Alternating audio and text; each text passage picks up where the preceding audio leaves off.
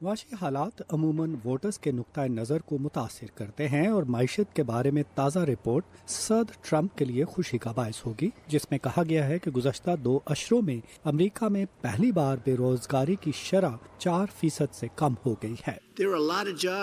ملازمتوں کے بہت سے مواقع پیدا ہو رہے ہیں اور جو لوگ سالہ سال سے ملازم نہیں رکھ رہے تھے تو اب اچانک ملازمتیں ہیں۔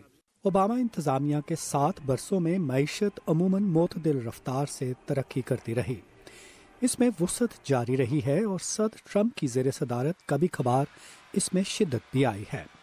ان کی صدارت کے پہلے سال میں اسٹاک مارکیٹ پہلی مرتبہ اپنی بلند ترین سطح پر پہنچی۔ Since the election, the stock market is up almost 35%.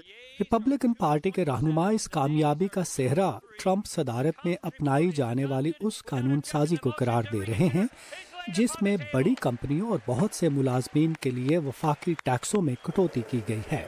Tax کے نظام میں اصلاحات سے ملازمین کو حقیقی معنوں میں فرق محسوس ہو رہا ہے۔ ہم ان کی اجرتوں میں اضافہ دیکھ رہے ہیں، بونس مل رہے ہیں اور انہیں فائدہ ہو رہا ہے۔ یہ معیشت پھل پھول رہی ہے اور ٹیکسوں میں اصلاحات کی بدولت اچھے دن آنے والے ہیں۔